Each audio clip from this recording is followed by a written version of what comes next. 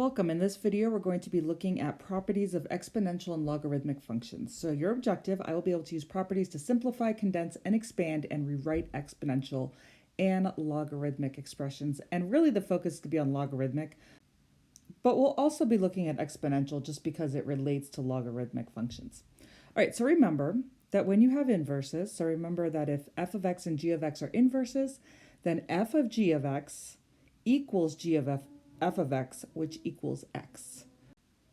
Okay, so we know that logarithmic and exponential functions are inverses of each other. So if we're given this situation here where f of x equals b to the power of x, and I will change this on yours, this should be g of x. There we go.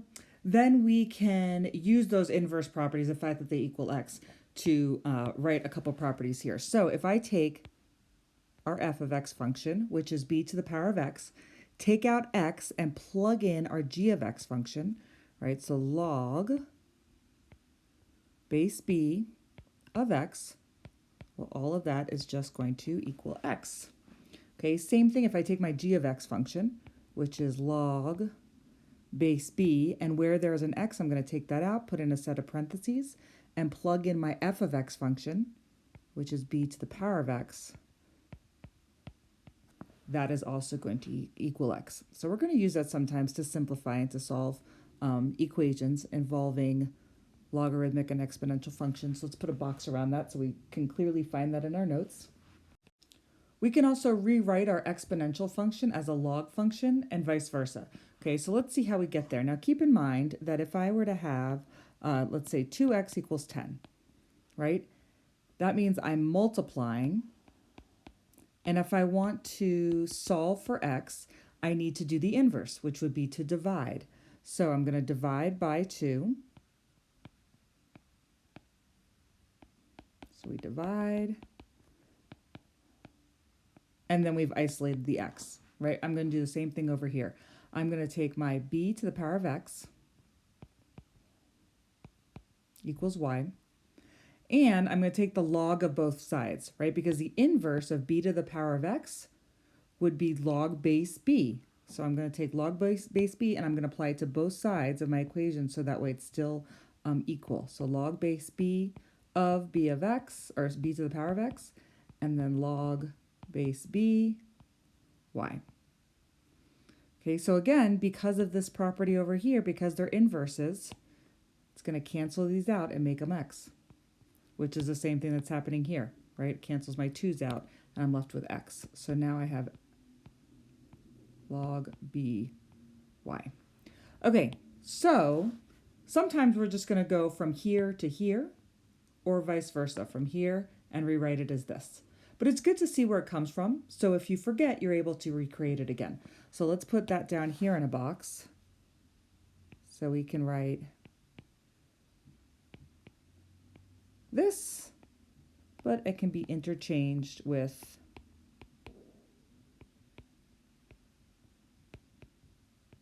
this. Okay, and I think it's also important to understand what each of these is saying, so that way you can understand what you're looking for when you're given a logarithmic function. Okay, so over here on the left, this is saying b raised to the power of x is y. Okay, that helps us to understand what this is saying over here. Okay, over here when we're given a log expression, we're asking b raised to what power x equals y. So what do I need to do to b to get to y? And it will be an exponent. All right, so again, let's put this in a box because this is important information. Okay, all these other properties already have a box for you. Okay, so we are going to work on expanding and contracting logs. And I have the exponent rules here. I know you're very familiar with these, but by knowing these, that'll help you remember what's going on here, right? So if I have two bases that are the same, then if I want to multiply those bases together, I add the exponents, right? So if I have the log of two variables, then that is equivalent to the log of one variable plus the log of the other variable, right? So multiplication goes with addition for both of these. Then if I'm dividing two equivalent bases, the exponent in the denominator from the exponent in the numerator, so m minus n. Okay, so same deal here. Log of m over n would be subtraction when I want to expand this expression here. Or if I wanted to condense this expression here, I would start here and I'd condense it to here. But division goes with subtraction. Okay, and then last one here, if I have a base raised to a power raised to another power, then I multiply those powers together. So for my logs, when I have a power raised to a power, I'm going to multiply the power to the whole log. So basically, I'm going to bring it up front here is what I can do. Okay. All right. Change of base formula. I already wrote the formula in here for you. I guess, yes, let's box this also. But I do want to show you where this comes from, just so you can see all these connections here and they'll stick in your brain. So let's say that I have b to the power of x equals a.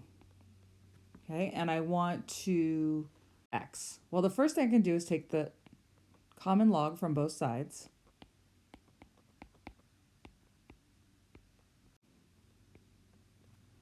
And then, because of the property that we just looked at over here, right, if I have an exponent on the variable that's inside my log, I can take it, bring it out front, so that I'm multiplying the whole log by that variable or that number.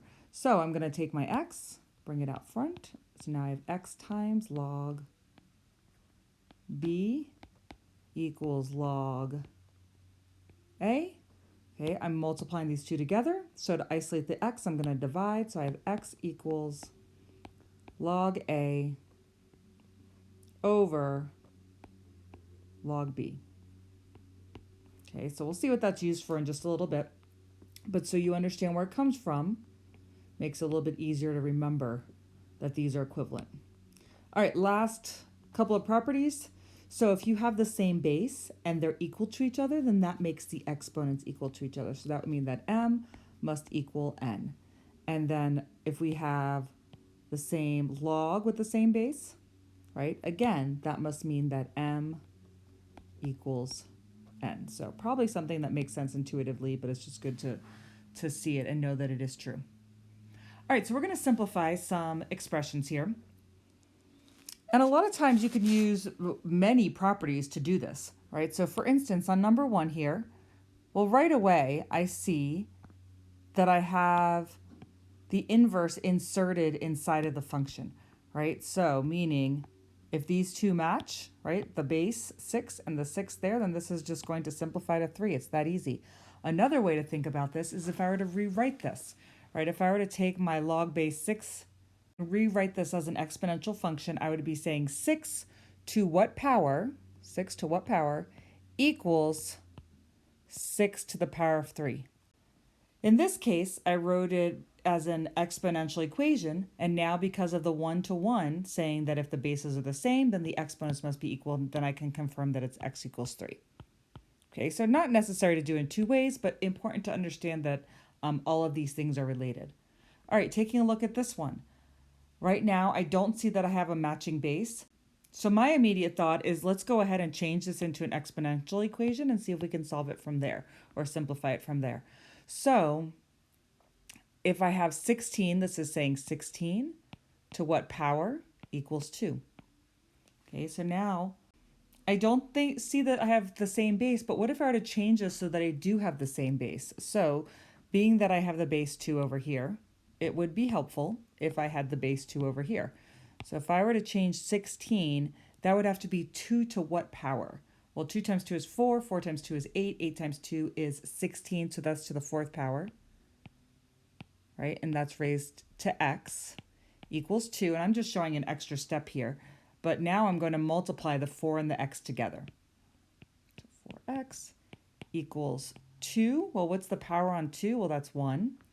And then I have 4x equals 1. So finally, I'm going to get x equals 1/4.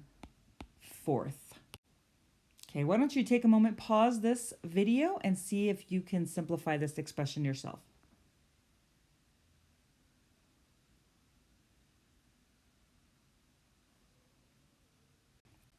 So the key to figuring this one out is we have e to the power of natural log of 5. Well, the natural log of 5 is written at ln, but if you rewrite it as this, you might recognize here that you actually have the inverse written in the exponential function, right? The base is the same. We have e and we have base e in our logarithmic function, which is our exponent. So therefore, this whole thing is going to simplify down to this part right here, 5. Okay, so on this next one, we can rewrite it if we want.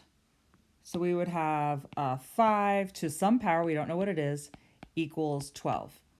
I'm still not seeing a way that I can get my bases to match, right? There's nothing that I can raise 5 to, no power that I can raise 5 to, so that it would equal 12.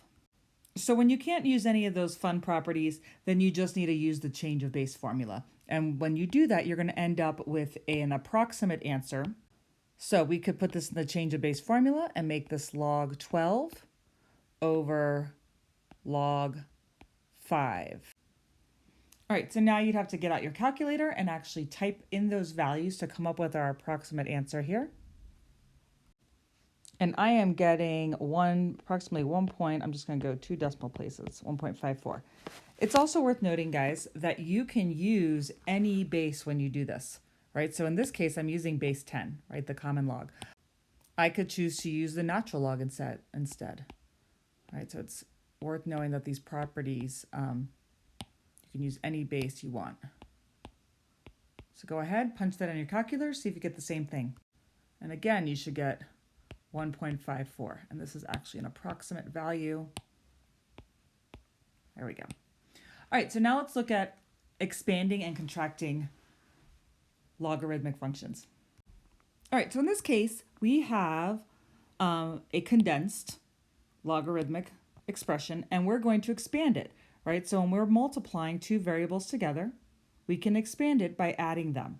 So I'm going to go ahead and do that. Now I have log x plus log y to the third, and I can expand this further because I have an exponent on the value that's inside my log function, so I can bring that out front here.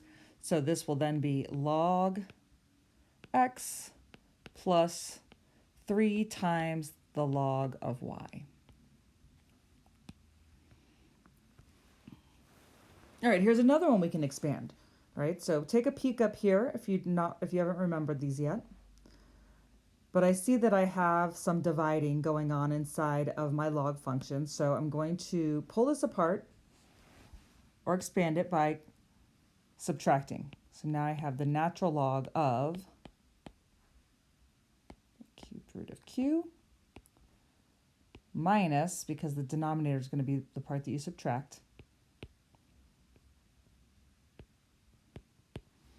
okay, so we're not done here because I have multiplication going on. So I can still go ahead and pull these apart, expand them further. So the natural log of x squared plus the natural log of the cubed root of q minus the natural log of y plus the natural log of the square root of t. Okay, now do I have any exponents? Well, I do. I have this 2 that I can bring forward, so 2 times the natural log of x plus, this is the same as q to the power of 1/3. So bring 1/3 out. Natural log y, and then finally this is the same as to the power of 1/2. So 1/2 natural log of t. There we go. That is fully expanded now. Except if I were going to go ahead and condense this, right, order of operations would say to condense from left to right. And that wouldn't work, actually, because we need all of this to be together and then divided by all of this. So I'm going to make sure that I have some parentheses in here. There we go. Now it is correctly, fully expanded and correctly written. All right, give this last one a try here. See if you're going to do the opposite where you're going to condense it, but see if you can figure it out, right? Just using the properties up there. So pause and then rejoin me when you're ready. Okay, the first thing I'm going to do is take all of these values out front that I see, and I'm going to turn them into exponents on what's inside the log. And this is a little difficult to read like this, but let's go like this. It looks like one word there. Okay, So this would become the natural log of x to the power of 3 minus the natural log of y to the power of 1/2, or I could just say the square root of y. They're equivalent, either one's fine, plus the natural log of z to the power of 5. Okay, so now next I see that I have some adding and subtracting, which means I'm going to have to turn these into some logs where I have multiplication or division in them, but it's important which order we do them. Just like over here, I said it's important to put in parentheses, so that way you combine this first into a multiplication with expressions, right? So how you got the numerator here, and then to combine these to get the denominator, and then to subtract them or turn them into division, right? So it's important to have that in there. It's important to follow order of operations. So if this had some parentheses here, I'd start by turning this into a natural log with multiplication of the variables, but I don't have parentheses here, which means order of operations tells me with adding and subtracting, I just go from left to right. So I'm going to deal with these first. So I'm going to take this and I'm going to make this the natural log of x to the power of 3 over the square root of y. Now I still have this to deal with in a moment. Okay, so now these two parts being added together, when I condense them, I'm going to multiply this times this. So this z to the power of 5 will end up in the numerator here. So we have the natural log of x to the power of 3 times z to the power of 5 all over the square root of y. Okay, that is it. Thanks for watching, and I will see you in class.